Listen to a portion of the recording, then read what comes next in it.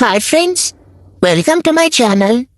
ఈ రోజు మరొక ఇంట్రెస్టింగ్ స్టోరీతో మీ ముందుకు వచ్చాను. ఒక పచ్చని పల్లెటూరులో బాబు చెట్ల నీడలో పొలాల మధ్య పండ్లు కూరగాయలే మనుషుల్లా జీవించేవి.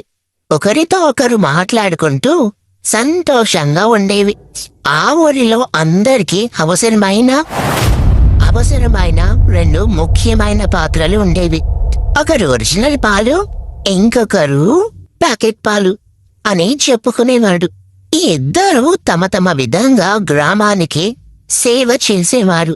కాని కొంతకాలానికి వాళ్ళ మధ్య చిన్నగా మొదలైన పోటీ పెద్ద గొడవగా మారింది. ఒకరోజు ప్యాకెట్ పాలు గర్వంగా ముందుకు వచ్చి, నేనే క్లీన్, నేనే సేఫ్, నేనే క్వాలిటీ, అందరికీ ఈజీగా దొరికేది నేనే, ఎందరో నన్నే తీసుకుంటారు అని గొప్పగా చెప్పింది. వెంటనే ఒరిజినల్ పాలు కూడా ఆగలేదు. నువ్వు క్లీన్ అని చెప్పుకుంటున్నావు, కానీ నేను డైరెక్ట్ గా వస్తాను, నేను ఫ్రెష్, నేను నిజమైన పోషకాన్ని ఇస్తాను, నేనే ఒరిజినల్, అందరికీ నేను అవసరం అని కౌంటర్ ఇచ్చింది. ఈ మాటలతో ఊరిలో పెద్ద రచ్చ మొదలైంది. ఎవరు నిజంగా మంచివారు అన్నది అందరికీ కన్ఫ్యూజన్ అయింది.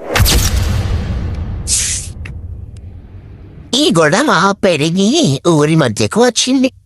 అందరూ చూడటానికి చేరుకున్నారు. టొమాటో, క్యారెట్, దోసకాయ, వంకాయ ఇలా చాలా అక్కడికి చేరుకున్నాయి. అందరూ ఒక చోట చేరి వినటం స్టార్ట్ చేశారు. ప్యాకెట్ పాలు మళ్ళీ గట్టిగా అంది, చూసారా, నేను ప్యాక్ అయి వస్తాను, నేను నీట్, నేను మోడ్రన్, నేను సేఫ్, అందరికీ నేను చాలా ఈజీ, అందుకే ఎందరో నన్నే తీసుకుంటారు అని అంది.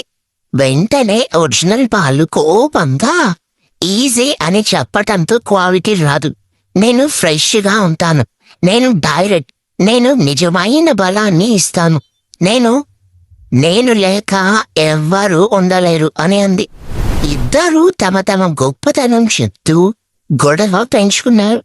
ఊరిలో ఉండే పండ్లు, కూరగాయలు రెండు వైపులా స్ప్లిట్ అయ్యాయి.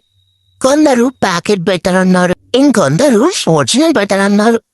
చివరికి టొమాటో ముందుకు వచ్చి, ఇలా గొడవ పడకుండా మనం ఒక తీర్పు తీసుకుందాం అని చెప్పింది.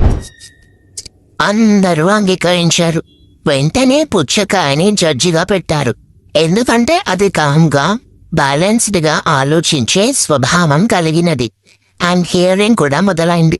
ముందుగా ప్యాకెట్ పాలు తన వాదన చెప్పింది, నేను క్లీన్ గా ఉంటాను, నేను సేఫ్, నాకు షేప్ సిస్టమ్ ఉంది, అందరికీ ఈజీగా దొరికేది నేనే, మోడ్రన్ వరల్డ్ లో నేనే కరెక్ట్ అని.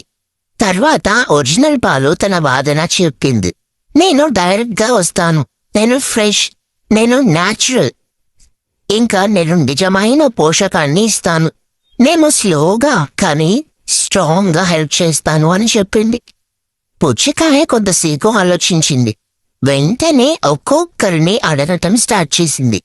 అరటి అన్నది, ప్యాకెట్ ఈజీ కానీ ఒరిజినల్ ఎనర్జీ స్ట్రాంగ్. దోసకాయ అన్నది, ప్యాకెట్ క్విక్ కానీ ఒరిజినల్ న్యాచురల్ గా కూల్ చేస్తుంది. ఇంకా క్యారెట్ అన్నది, ప్యాకెట్ ఇమ్మీడియట్ కానీ ఒరిజినల్ లాంగ్ టర్మ్ కి బెటర్.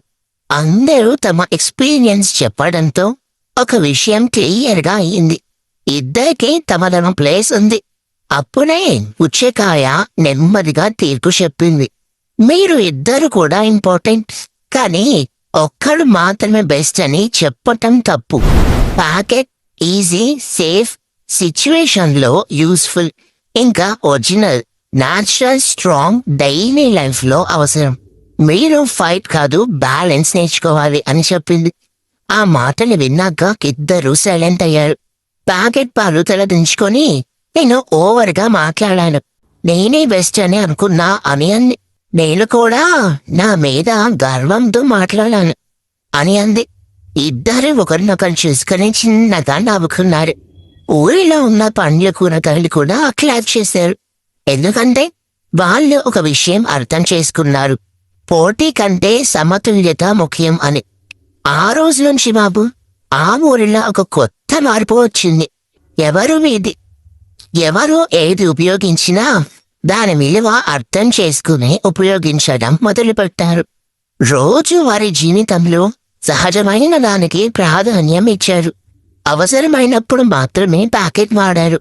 గొడవ ముగిసింది. అర్థం మొదలైంది. పుచ్చకాయ పక్కన నిలబడి అన్నింటినీ చూస్తూ చిన్నగా నవ్వుకుంది. ఎందుకంటే అది తెలుసుకుంది, నిజమంటే ఒక్కటి కాదు, బ్యాలెన్స్ ఉంటుంది అని. ఫైనల్ గా మోర్ ఆఫ్ ద స్టోరీ ఉంది అంటే, నేనే గొప్ప అని అనుకుంటే కూడా వస్తుంది బాబు.